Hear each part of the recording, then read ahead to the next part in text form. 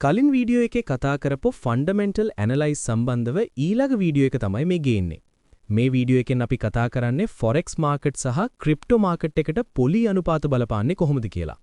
පොලි අනුපාත වැඩි කිරීම නැත්නම් රේට් හයික්ස් කියන්නේ මොකක්ද? යම් රටක මහා බැංකුවක් උදාහරණයක් විදිහට ගත්තොත් ඇමරිකාවේ ෆෙඩරල් රිසර්ව් එක මගින් පොලි අනුපාත වැඩි කළහොත් විදේශී ආයෝජකයින්ට එම රටේ බැංකුවල මුදල් තැන්පත් කිරීමෙන් වැඩි ලාභයක් ලබා ගන්න පුළුවන්. එතකොට ප්‍රතිඵලය මොකද්ද? එවිට එම රටේ මුදල් ලේඛකයට ඇති ඉල්ලුම ඉහළ යනවා. අපිට නිතර ඇහෙන වචනේ තමයි ඩිමාන්ඩ් වෙනවා කියන එක. ඒ අනුව එම මුදලේ අගයුද වැඩි වෙනවා. පොලි අනුපාත අඩු කිරීම. මේකට කියනවා රේට් කට්ස් කරනවා කියලා. පොලි අනුපාත අඩු කළ විට ආයෝජකයින්ට ලැබෙන ලාභය අඩු නිසා ඔවුන් වෙනත් රටවල හෝ වෙනත් දේවල් වල ආයෝජනයට පෙළඹෙනවා.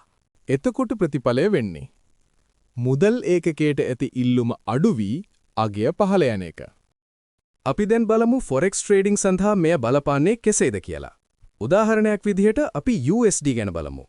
ඇමරිකානු මහා බැංකුව ඒ කියන්නේ ෆෙඩරල් රිසර්ව් එක විසින් පොලි අනුපාත වැඩි කරනවා යයි සිතන්න. එවිට ඩොලරේ අගය ශක්තිමත් වෙනවා. උදාහරණයකට විදිහට මේක හිතන්නකෝ. Euro USD, GBP USD, AUD USD. මෙම පෙයාර්ස් වල අගය පහළ යනවා. ඒකට හේතුව අපි කලින් වීඩියෝ වල කතා කරපු විදිහට බේස් කරන්සි එක දුර්වල වී කෝට් කරන්සි එක ශක්තිමත් වන නිසා. උදාහරණයක් විදිහට අපි අනිත් පැත්තට බැලුවොත් USD JPY, USD CAD, USD CHF. මෙම පෙයාර්ස් වල අගය ඉහළ යනවා.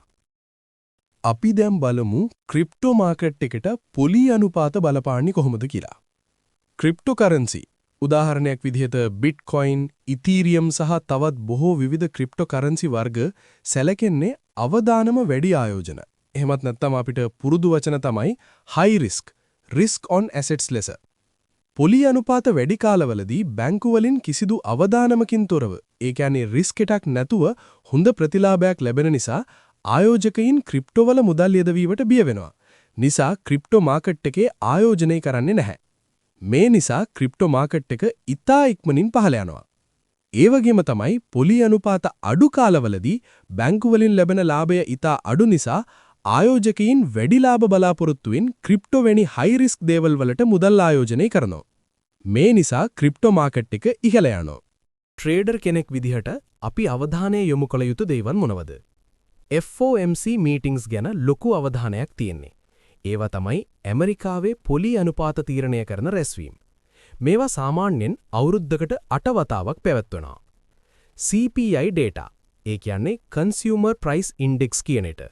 මේ ගැනත් ලොකු අවධානයක් තියෙන්නේ. උද්ධමනය නැත්නම් ඉන්ෆ්ලේෂන් මනින දර්ශකය තමයි CPI data කියන්නේ. උද්ධමනය ඉහළ යනවා නම් ඊළඟට අනිවාර්යෙන්ම පොලි අනුපාතත් ඉහළ දමන බවට මෙය පෙර ඉඟියක් විදිහට අපිට දැනගන්න පුළුවන්. නිවුස් වොලටිලිටි. මෙවැනි ෆන්ඩමෙන්ටල් නිවුස් නිකුත්වන අවස්ථාවලදී මාකට් එකේ විශාල චලනයන් සිද්ධ වෙනවා. ඒකට අපි භාවිතා කරන්නේ හයි වොලටිලිටි කියන වචනය. ස්කැල්පින් කරන විට නිවුස් ටයිම් වලදී ට්‍රේඩ් කිරීමෙන් වැළකීම හෝ ස්ටොප් ලොස් අනිවාර්යෙන් භාවිතා කිරීම වැදගත් වෙනවා. එහෙනම් අපි ඊළඟට බලමු මේ නිවුස් බලන්නේ කොහොමද කියන එක. මම නම් පාවිච්චි කරන්නේ Forex Factory වෙබ් අඩවිය තමයි. මේ වෙබ් අඩවිය මගින් නිවුස් එකක් බලලා තේරුම් ගන්නේ කොහොමද කියලා අපි දැන් කතා කරමු. ඔයාලට දැන් මේ පේන්නේ ඒ වෙබ්සයිට් එකේ කැලෙන්ඩර් කියන ටැබ් එකට අදාළ view එක. ඉතින් ඔයාලට පේනවා ඇති වම් පැත්තේ ඉහළින් තියෙනවා කැලෙන්ඩර් එක මාසය සහ අවුරුද්ද පෙන්වන කොටසක්. අන්න ඒකෙන් තමයි අපි අදාළ දිනේ සිලෙක්ට් කරගන්නේ. එතකොට අන්තිමේටම ෆෙඩරල් ෆන්ඩ්ස් රේට් සම්බන්ධව නිකුත් වුණේ 2026 මාර්තු 14 වෙනිදා. ඉතින් ඔයාලට පේනව නේද ඒ දිනේ තමයි මේ ඕපන් කරලා තියෙන්නේ. ඉතින් ඔයාලට පේනව නේද එදින රෑ 11:30ට ෆෙඩරල් ෆන්ඩ්ස් රේට් කියලා නිවුස් එකක් ඇවිල්ලා තියෙනවා. ඒ ෆෝල්ඩර් එක පේන්නේ රතු පාටින්.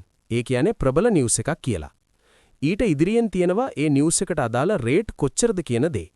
මේව මොනවද කියන එක කොලම්ස් එකේ උඩ ඉඳන් බලපුවාම ඔයාලට පේනවා ඇති actual, forecast, previous කියලා තියෙනවා. previous කියන්නේ කලින් නිකුත් වුණ ෆෙඩරල් ෆන්ඩ්ස් රේට් කොපමණ ප්‍රමාණයක්ද කියන දේ. forecast කියලා කියන්නේ එම රටේ ඉන්න විද්වත් මණ්ඩල විසින් ප්‍රකාශ කරන අනාවැක්‍ය කොපමණද කියන එකයි. ඒවා කල්තියා අපිට දැනගන්න පුරුවන්. නමුත් actual rate එක නිකුත් වෙන්නේ හරියටම ඒ දාලා තියෙන ටයිම් එකටමයි. හරියටම ඒ තත්පරයේදීම මාකට් එක ලොකු වෙනසක් සිද්ධ වෙනවා.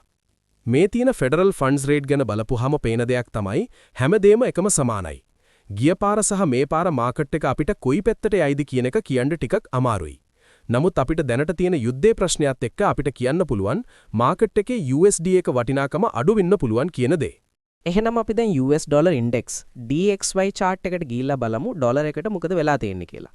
අපි TradingView වෙබ්සයිට් එකෙන් තමයි මේ ඇනලිසිස් chart බලන්නේ.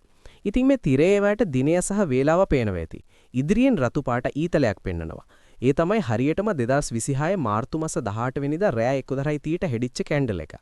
නමුත් හොඳට බලංග එම කැන්ඩල් එකේ ඉඳන් මිල පහළට යන්න නියමිත වුණත් තව දුරටත් උඩට යනවා.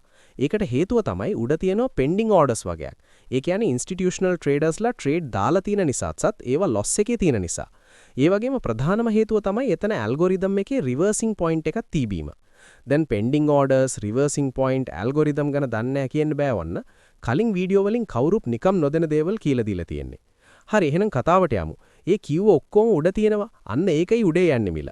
උඩට ගිහිල්ලා අර නිවුස් එකේ බලපෑම වලට පේනවා ඇති ප්‍රයිස් එක ගොඩක් ඩවුන් වෙලා තියෙනවා.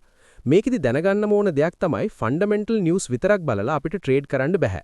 ඇනලිසිස් කියන දේ දැනගන්න ඕන කියන එක ඔයාලට මේකෙන් තේරෙනවා ඇති. එතකොට අපි මාකට් එකක ට්‍රේඩ් කරනකොට මේ දෙකම ගැන හොඳ අවධානයක් තියෙන්න ඕනේ. ඒ නිසා තමයි ඔයාලට මුලින් ඇනලිසිස් ගැන කියලා දුන්නේ. ඔයාලට කලින් ඇනලිසිස් සම්බන්ධව ගොඩක් විස්තර කියලා දීලා තියෙනවා. බැලුවේ නැත්නම් නැවට බලන්න. එහෙනම් අපි දැන් euro USD chart එකට ගිහලා බලමු euro currency එකට මොකද වෙලා තියෙන්නේ කියලා. ඉතින් මේ තිරේ ඔයාට දිනය සහ වේලාව පේනවා ඇති. ඉදිරියෙන් රතු පාට ඊතලයක් පෙන්නනවා. ඒ තමයි හරියටම 2026 මාර්තු මාස 18 වෙනිදා රෑ 11:30ට හෙදිච්ච කැන්ඩල් එක. ඒ නිවුස් එකත් එක්කම. නමුත් හොඳට බලන්න එම කැන්ඩල් එකේ ඉඳන් මිල ඉහළට යන්න නියමිත වුණත් තව දුරටත් පහළට යනවා. ඒකට හේතුව තමයි අපි අර කලින් කීව කතාව. pending orders තියෙන නිසා. ඒක විතරක්ම නෙවි USD වල ඩිමාන්ඩ් එක අඩු වෙන නිසා තමයි euro currency එකේ මිල ඉහළ යන්නේ. ඒ වගේම ප්‍රධානම හේතුවක් තමයි එතන algorithm එකේ reversing point එකක් තිබීමත්. ටිකක් යටට ගිහිල්ලා අර නිවුස් එකේ බලපෑම ඔයාලට පේනවා ඇති. ප්‍රයිස් එක ගොඩක් අප් වෙලා තියෙනවා.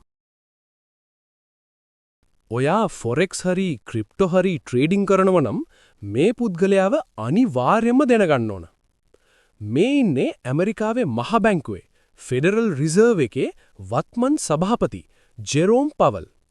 ලෝකේ ආර්ථිකය හොල්ලන්න පුළුවන් බලවත්ම පුද්ගලයෙක්. ඔහු තමයි ඇමරිකාවේ ෆෙඩරල් ෆන්ඩ්ස් රේට් එහෙමත් නැත්නම් පොලි අනුපාතය තීරණය කරන්නේ.